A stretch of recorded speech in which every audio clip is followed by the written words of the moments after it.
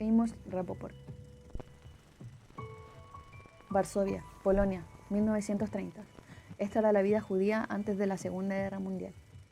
Amos nace en Varsovia, un 28 de marzo de 1929, criado en una familia judía. Hacia 1933, aproximadamente 9.5 millones de judíos vivían en Europa, lo que comprendía el 1.7% de toda la población europea y más del 60% de la población judía del mundo. La vida judía en Europa era diversa en la práctica religiosa, ocupación y grado de integración dentro de la sociedad regional y nacional. En poco más de una década, la mayoría de Europa sería dominada por Alemania y sus aliados, y la mayoría de los judíos europeos, 2 de 3, serían asesinados.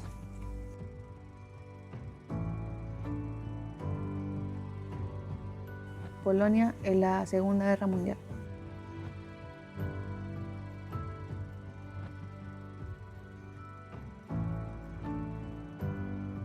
Circa 1940, luego de 10 años, la familia Rapoport abandona su lugar de origen, escapando de la guerra. En junio de 1940 llegaron a Shanghái, China, donde encontraron refugio y pasaron la guerra. Rapoport y su familia llegaron a vivir al gueto, oficialmente conocido como el sector restringido para refugiados apátridas. Fue un área de aproximadamente 1.5 kilómetros cuadrados, donde se refugiaron alrededor de 20.000 judíos. Los refugiados fueron puestos en el área más pobre y atestada de la ciudad. El gueto no fue amurallado y los residentes locales chinos no dejaron la zona. Durante ese periodo de tiempo, Amos Rapoport tuvo la oportunidad de asistir a la escuela judía de Shanghái. Melbourne, Australia, 1940. En 1945, a la edad de 17 años, Amos y su familia migran hacia Melbourne, Australia, donde su familia se estableció y él pudo comenzar sus estudios. Se graduó como arquitecto en la Universidad de Melbourne, posteriormente como maestro en IMEI de Rice University.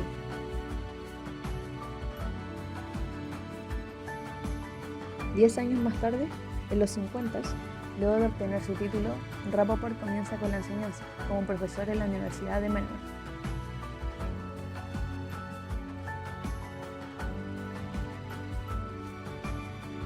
En 1966 se aleja de su ciudad con las intenciones de crecer y poder ampliar su visión. Amos Rapoport se muda y comienza a vivir en Norteamérica. Sin embargo, siempre se considera australiano. California, Estados Unidos, 1960. Comienza a hacer clases como profesor en la Universidad de California en Berkeley.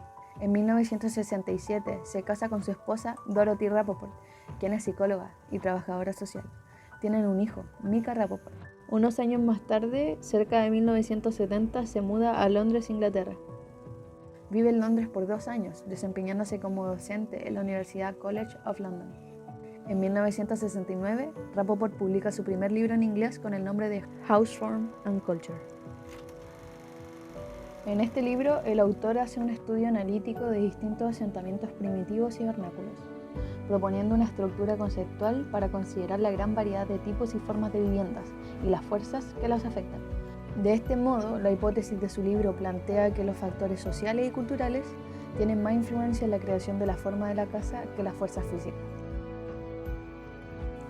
Amos Rapoport es el primero en estudiar el tema de la arquitectura vernácula desde el punto de vista del diseño ambiental. Amos decía que el hombre tiene una gran propensión a simbolizar todo lo que le ocurre y a reaccionar ante los símbolos como si fuesen los verdaderos estímulos ambientales.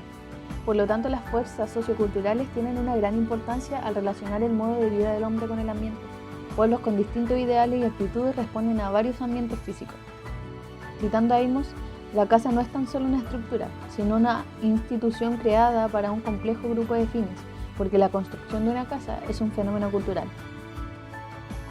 Su forma y su organización están muy influidas por la cultura a la que pertenece. Desde hace mucho tiempo la casa es para el hombre primitivo algo más que un techo. Puede ser también considerada como un mecanismo físico que refleja y ayuda a crear la visión del mundo. En este diagrama se indica que las casas con patio y en general la separación de dominios se utilizan en culturas que son jerárquicas y superpobladas. Esto se repite en una vivienda colonial de América Latina en Venezuela, en el Antiguo Egipto, en Grecia antigua y en una vivienda marroquí. Una indicación de la naturaleza simbólica de la casa está en el hecho de que muchos inmigrantes traen consigo su arquitectura e insisten en su uso, aunque frecuentemente no sea adecuada a la área en que viven.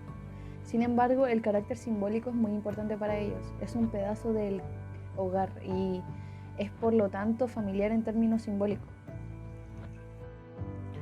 Lo importante respecto a la forma edificada es el modo definido culturalmente de manejar estas necesidades. Lo importante no es si habrá o no una puerta o una ventana, sino su forma, emplazamiento y orientación. Sydney, Australia, 1970. Amos continúa su docencia en la Universidad de Sydney. Y posteriormente en Wisconsin, Estados Unidos, en la década de los 80, enseña en la Universidad de Wisconsin-Milwaukee, donde fue un distinguido profesor en la Escuela de Arquitectura y Planeamiento Urbano. En 1982 publica El significado del entorno construido, libro en inglés conocido como The Meaning of the Built Environment. El libro estudia el espacio en términos de usuario y diseñador con diferentes acercamientos al significado del entorno y la relación de las personas con el mismo. Compara las señales presentes en el entorno con la comunicación no verbal. Por ejemplo, el claro en los bosques y los árboles en plantas solían indicar la presencia humana. Los elementos físicos no solo hacen visible y establecen una categoría cultural, también dan significancia y pueden ser decodificados cuando calzan con el esquema de las personas. Este es un esquema del proceso de codificación para la construcción de nuestro entorno. Amos señala que los diseñadores tienden a reaccionar al entorno en términos perceptuales. El usuario reacciona con términos asociativos. En la organización espacial, la pequeña escala puede comunicar el significado de diferentes elementos. En los Estados Unidos las cercas solían ser comunes, pero luego desaparecieron. Eran y son vistos como comunicando autosuficiencia, individualismo e inconformidad. Una cerca donde no hay ninguna o pocas tiene un significado diferente que una cerca que es una entre muchas. En el primer caso, comunica actitudes sobre privacidad, interacción y control de límites, mientras que en el segundo no. A escala urbana, los cambios que indican cualidades negativas incluyen mantenimiento reducido y por lo tanto deterioro de las casas, aumento del ruido, aumento de la congestión del tráfico, desarrollo industrial y comercial. Hay que tener en cuenta que muchas de estas cualidades se basan en el mantenimiento.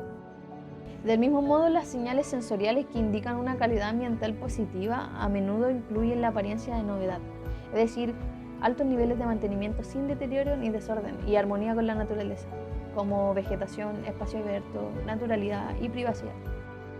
Desde 1972 hasta su retiro en 2001, enseñó en la Universidad de Wisconsin-Milwaukee, donde fue un distinguido profesor en la Escuela de Arquitectura y Planeamiento Urbano. Es autor de más de 200 publicaciones académicas en el campo de la arquitectura. Su trabajo se ha centrado principalmente en el papel de las variables culturales, estudios interculturales y el desarrollo de la teoría.